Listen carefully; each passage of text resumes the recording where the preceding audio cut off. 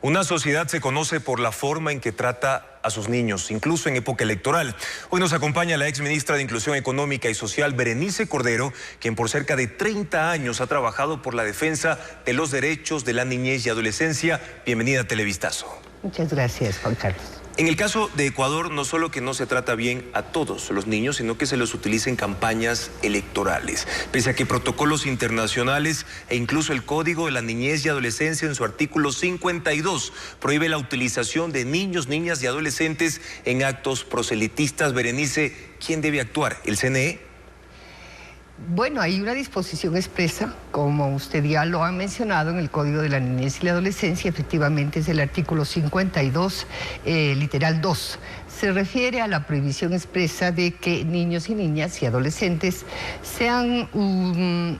participen específicamente en eventos o actividades relacionadas con actividades de proselitismo político o religioso. Y esto tiene un sentido enorme, porque tiene que ver justamente con el derecho a la participación de los niños, niñas y adolescentes, que es un principio fundamental para transformar la vida de los niños. Y ahí, Berenice, ¿cómo debe actuar entonces el Consejo Electoral? ¿Los están utilizando a los niños? ¿Los están usando para esto? Bueno, el principio fundamental es que los niños, niñas y adolescentes tienen derecho a participar. Ese es el concepto. Tienen derecho a buscar información por todos los medios posibles. Y el concepto de la participación infantil tiene que también cambiar en el país y tenemos que aprender de los errores, ¿no? Y este es el caso al que nos debemos referir. Pero es un error recurrente. Fíjese usted lo que pasa con un mitin político como parte de la campaña de Luisa González, de la Revolución Ciudadana, donde un niño emitió un discurso a favor de la candidata. El candidato Daniel Noboa de igual forma publicó un video en su cuenta de Instagram hablando con una niña por teléfono celular. Entonces, ¿cómo actuar de esa manera? Porque los están utilizando, los están usando, y esto es un error recurrente. ¿Hasta cuándo vamos a aprender? Sí. La participación de niños, niñas y adolescentes tiene que considerar tres aspectos. La una tiene que ser una participación transparente e informada. Lo que debe buscar quien alienta la participación de los niños, niñas y adolescentes no es en un hecho puntual, en una situación puntual, ¿no? Es un proceso, porque el derecho que viene a continuación es el derecho a ser escuchado y que sus opiniones sean consideradas. Es decir, son dos elementos fundamentales.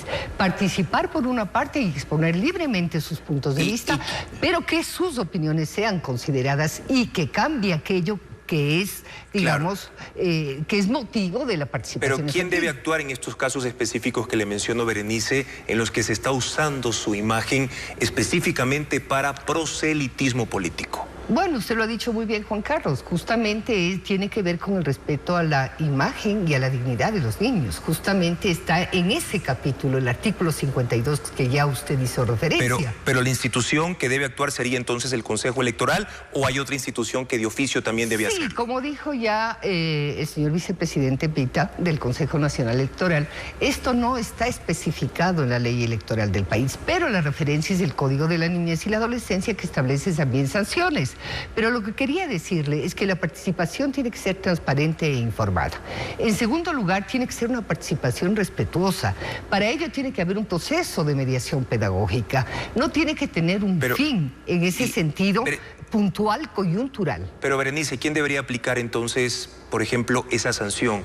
Ya hay el artículo 52, literal 2, del Código de la Niñez y Adolescencia, que habla de este tema, de la prohibición del uso de los niños y adolescentes para proselitismo político, pero usted me menciona que hay un vacío también desde el punto de vista electoral, en este caso el Código de la Democracia. Entonces, ¿cómo se debería ejecutar esa sanción para que a rajatabla se prohíba esto en los próximos procesos? Es correcto.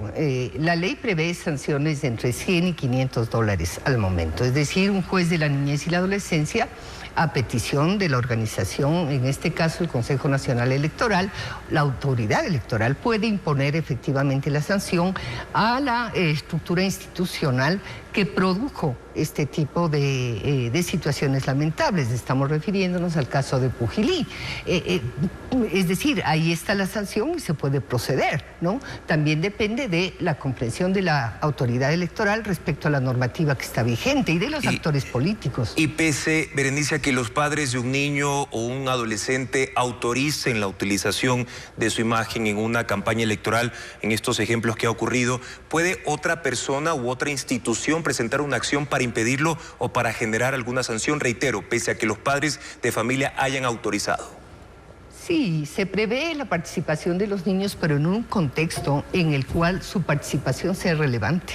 Es decir, no se trata, ya sea significativa, es decir, en aquellos entornos en los cuales la opinión de los niños puede generar un cambio de acuerdo a su perspectiva. Me refiero a los espacios en los que naturalmente están los niños. Pero no en lo político. No en lo político ni lo religioso. Es decir, la familia, la escuela, la institución hospitalaria, el centro de adolescentes infractores, el juzgado, en donde es víctima de violencia, tiene que participar y expresar un punto de vista. De manera que este derecho es un elemento fundamental, pero hay que tener en cuenta las consideraciones que mencioné. Agradecemos por habernos acompañado y darnos estas explicaciones a la exministra de Inclusión Económica y Social, Berenice Cordero. Vamos a una nueva pausa en Televistazo Estelar.